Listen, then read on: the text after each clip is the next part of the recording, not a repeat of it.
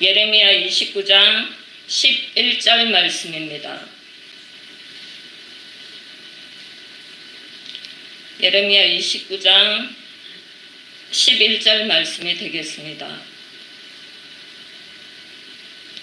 다 같이 합독하시겠습니다. 여호와의 말씀이니라. 너희를 향한 나의 생각을 내가 아나니 평안이요 재앙이 아니니라. 너희에게 미래와 희망을 주는 것이니라. 아멘. 오늘 말씀의 제목은 아버지의 마음이라는 제목으로 말씀을 나누겠습니다. 며칠 전 뉴스에서 나온 내용을 보고 저는 참 많이 가슴이 아팠습니다. 24살인 아들이 27살 되는 누나를 찔러 죽였습니다. 밤에 말다툼을 하다가 우발적으로 누나를 무차별 공격하여 찔러 죽인 것입니다. 얼마나 많이 힘을 주고 여러 군데를 찔렀던지 칼이 휘어질 정도였고 그것도 모자라 논저수지에 누나를 버렸습니다. 그리고 누나의 장례식 때 영정사진을 들고 울기까지 했습니다. 경찰의 끈질긴 수사 끝에 아들을 범인으로 체포되었고 재판 결과는 30년을 감옥에 있게 되었습니다. 그런데 아버지가 재판장에서 울며 불며 호소하기 시작합니다. 찔러 죽인 자식도 내 자식이고 찔려서 죽은 자식도 내 자식이라며 내가 자식을 잘못 키워서 이렇게 됐다며 아들의 형량을 낮춰달라고 울며 선처를 구하기 시작했습니다. 아버지는 자식 잘못 키웠는데 이렇게 살면 뭐하나 싶어 죽으려고 몇 번 시도도 했습니다. 그런데 마지막에 드는 생각에서 마음을 고쳐먹었다고 합니다. 내가 죽으면 교도소에 있는 아들 면회는 누가 갈 것이며 또 무덤에 묻혀있는 딸의 무덤은 누가 돌봐주나 싶어 이를 악물고 살기로 작정했다고 합니다. 그 아버지의 하루 일과는 오전에는 아들 면회로 오후에는 딸 무덤에 가는 것에 하루를 보내고 있다는 뉴스의 내용이었습니다. 저는 이 뉴스를 보고 이 세상의 모든 부모님들의 마음을 생각하게 되었습니다.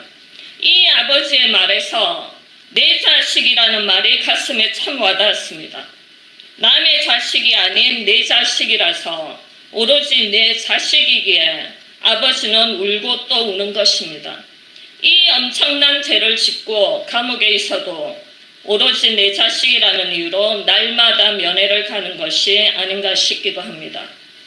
또 무참히 찔러 죽은 딸을 생각하면 그 아버지 어떻게 두 다리 뻗고 잠을 잘 수가 있겠습니까? 무엇보다 먼저 죽은 자식은 부모는 자식을 가슴에 묻는다는 말이 있습니다. 그 정도로 가슴에 엉어리로 아픔으로 평생 남아있게 되는 것도 같습니다. 오늘이 5월 8일 어버이날입니다. 지금 이 자리에는 모두 누군가의 어머니 또 누군가의 아버지로 지금 앉아 계십니다.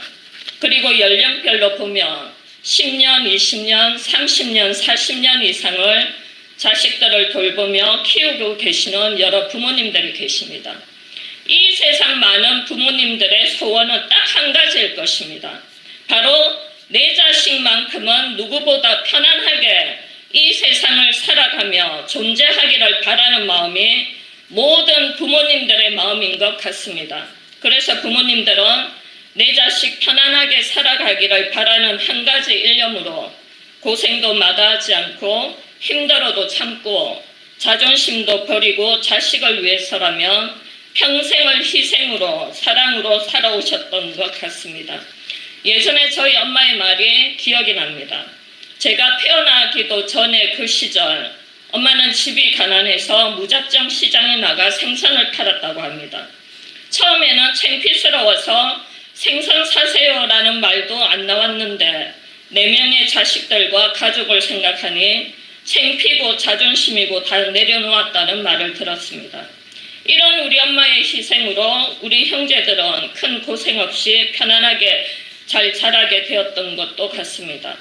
이처럼 육적인 부모님의 자식을 향한 간절한 소원이 자식의 평안인 것처럼 영적인 우리 하나님 아버지의 마음도 이와 동일합니다. 오늘 본문 예레미야 29장 11절은 이렇게 말하고 있습니다. 여호와의 말씀이니라.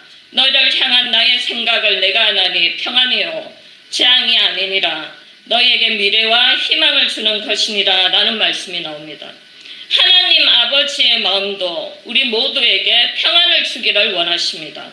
평안의 사전적 의미로는 모든 것이 원만하여 마음에 걱정이 없는 상태를 말하고 있습니다. 또 성경에서는 평강, 평화로도 번역하고 있으며 평안의 근원은 하나님, 예수님, 성령님이라고 가르치고 있습니다. 우리 하나님은 평안의 결정체이십니다. 우리 하나님 아버지는 인류에게 평안, 샬롬을 주시기 위해 예수 그리스도를 이 땅에 보내주셨습니다. 앞서 언급한 것과 같이 부모는 자식이 먼저 죽으면 가슴에 묻는 아픔을 하나님 아버지께서는 먼저 몸소 감당해내셨습니다. 하나님 아버지는 독생자 자식을 죽이시면서까지 인류의 평안을 회복시키시고 인류의 구원을 완성시키시고 이루어내셨습니다. 오늘 예레미야서 말씀처럼 재앙이 아니라 너희에게 미래와 희망을 주시기 위해 예수 그리스도를 이 땅에 보내주셨던 것입니다.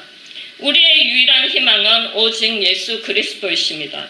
예수 그리스도 안에서 우리의 미래가 있게 되는 것입니다. 예수 그리스도만이 우리에게 참 평안을 주실 수 있는 유일한 분이심에 틀림이 없습니다. 우리는 이 세상을 살다 보면 평안을 잃어버릴 때가 종종 있게 됩니다. 모든 것이 원만하여 걱정이 없는 상태를 평안이라고 한다면 반대로 모든 것이 원만하지 않고 걱정이 많은 상태를 우리는 불안이라고 말할 수 있습니다. 요즘 일기예보와 항상 말하는 뉴스가 하나 있습니다. 바로 미세먼지 농도입니다. 이 미세먼지로 공기도 나빠지고 모든 시내 한복판이 뿌옇게 변해 있습니다. 그것이 사람의 인체도 공격합니다. 저는 평안의 반대인 이 불안이 내 안에 있는 미세먼지가 아닌가 하는 생각이 들었습니다. 이 불안의 미세먼지로 인해 내 속에 평안의 본체이신 주님이 뿌옇게 보여지기 시작합니다. 그러면서 의심이 들고 염려, 걱정과 함께 마음이 흔들려 버리게 되는 것도 같습니다. 지금 전 세계 81억의 인구 모두는 평안을 강력하게 원하지만 평안의 소식보다는 불안, 걱정의 소식들로 날마다 난무하는 것이 우리의 현실이 되어버렸습니다. 우리가 바라는 그 평안, 세상 사람 모두가 물질만 있으면 평안이라고 착각하며 살아가고 있는 거짓된 평안에 우리는 어쩌면 속고 사는지도 모르겠습니다. 누구든지 평안을 원하는데 불안한 내 속의 미세먼지는 자꾸만 활기를 치는 것도 같습니다. 그래서 끊임없이 평안의 조건을 내걸며 이것만 해결되면 저것만 이루어지면 요것만 잘 되면 평안해지겠는데 라며 스스로 마음속으로 주문을 걸어보는 것이 어쩌면 우리 일상생활이 아닌가 하기도 합니다. 그래서 우리 하나님 아버지께서는 우리에게 이렇게 말하고 있습니다. 시편 43편 11절 말씀은 내 영혼아 내가 어찌하여 낙심하며 어찌하여 내 속에서 불안해하는가. 너는 하나님께 소망을 두라. 나는 그가 나타나 도우심으로 말미암아 내 하나님을 여전히 찬송하리로다. 아멘. 불안의 미세먼지로 끙끙거려질 때 보통 사람들은 모두 걱정과 염려로 힘겨워합니다. 하지만 하나님의 자녀인 우리는 불안할 때 하나님께 소망을 두고 하나님의 도우심을 간절히 구하며 살아나가게 됩니다. 그로 말미암아 불안의 미세먼지가 사라지고 뿌옇게만 보였던 우리 주님이 다시 한번 깨끗하고 선명하게 보여지는 것도 같습니다. 저는 지난 4월 달에 일본 선교 일정으로 일본에 가게 되었습니다. 하루하루가 하나님의 은혜의 시간들로 채워지게 되었고 특별하신 분들의 관심과 사랑으로 말로는 설명이 안 될 정도로 귀한 대접과 섬김을 받게 되었습니다. 그리고 4번의 설교와 간증으로 저로서는 특별한 체험과 모든 것이 주님이 하셨다라고만 설명되는 은혜로 저를 잠깐 사용해 주셨던 것 같습니다. 정말 2주 동안에 말할 수 없는 기쁨과 평안한 마음으로 한국 오는 비행기를 탔습니다. 더 이상의 기쁨과 평안은 없다는 마음까지 들기도 했습니다. 그런데 더 이상의 기쁨과 평안은 곧 사라지는 사건이 하나 생겨버렸습니다. 그렇게 맑았던 하늘이 갑자기 시커멓게 변하고 비행기는 낭기류를 만나게 되었습니다. 비행기 기내는 비상등이 켜졌고 기장의 다급한 목소리로 승무원들 착석하라는 소리와 함께 비행기가 이리저리 흔들리더니 밑으로 손살같이 하강하는 것이었습니다. 이러다 비행기 추락하는 건 아닌가 하는 생각이 들었고 옆에 일본 여자 한 분이 비명을 지르는 바람에 그 소리에 더 놀라게 되었습니다. 저는 그 일본 여자분에게 괜찮다고 안심시키며 비행기는 쉽게 사고나지 않는다고 말은 했지만 마음속으로는 불안이 밀려왔습니다.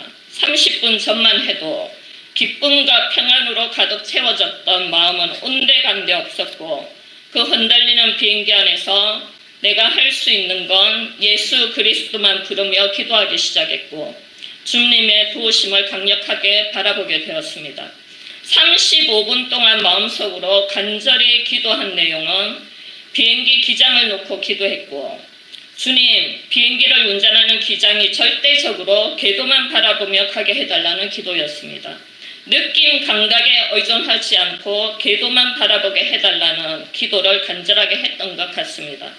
만약에 비행기 기장이 궤도를 바라보지 않고 자기 느낌대로 운전을 해서 궤도를 이탈한다면 비행기는 그야말로 추락하고야 말게 되는 것입니다. 35분의 낭기류를 뚫고 김해공항에 도착했을 때 저는 하나님 아버지 감사합니다를 수십 번은 했던 것 같습니다. 그리고 비행기 기장에게도 참 감사했습니다.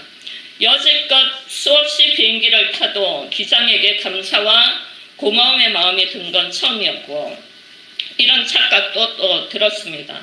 내가 간절히 기도한 덕분에 이렇게 안전하게 올 수 있었다는 뿌듯함이 혼자 잠깐 들었던 것도 같습니다. 저는 이 사건을 계기로 큰 깨달음이 왔습니다. 우리의 인생에도 편안하다, 안전하다 할 때 갑자기 순식간에 그 평안과 안전이 사라지고 정신없이 흔들리는 위기를 마주하게 됩니다. 그토록 안전하게 잘 지탱해줄 나의 몸이 질병으로 흔들리고 그토록 평안한 생활을 영위해줬던 물질과 환경이 흔들리며 갑자기 밑으로 곤두박질 해버립니다. 이럴 때 우리는 무엇을 해야 합니까? 두려움이 엄습하고 정신없는 내 인생의 낭기류를 만났을 때 어떻게 해야만 합니까? 그것은 바로 궤도를 바라보고 궤도를 이탈하지 않으면 되는 것입니다. 그 궤도는 우리 주님이시고 주님의 약속의 말씀의 궤도를 벗어나지 말아야 합니다. 그랬을 때 우리 인생의 낭기류에서 잘 벗어나게 되는 지혜가 생깁니다. 다시 본문으로 돌아가서 너희를 향한 나의 생각을 내가 아나니 평안이요 재앙이 아니니라는 이 말씀처럼 어떠한 상황에서도 우리 하나님 아버지의 마음은 우리에게 절대로 재앙을 주지 않는다는 사실을 우리는 믿어야 합니다.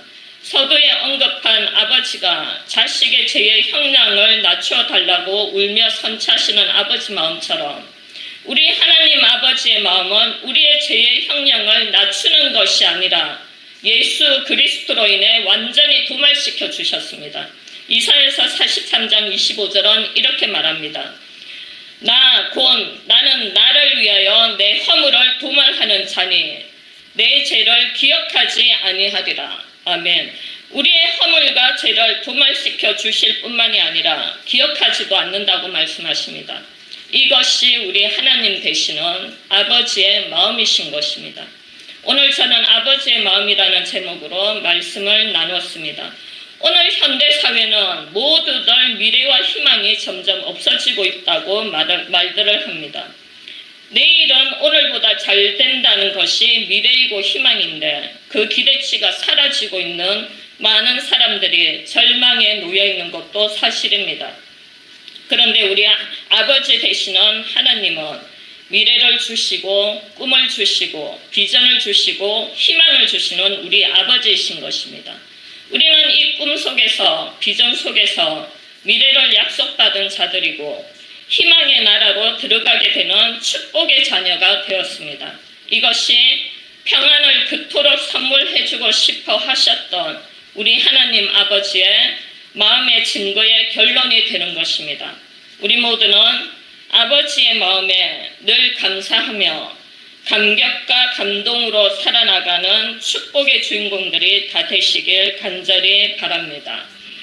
오늘도 저는 잠깐 시간이 좀 많은 관계로 남은 관계로 여러분들 같이 이렇게 잠깐 기도하는 시간을 저는 가지려고 합니다.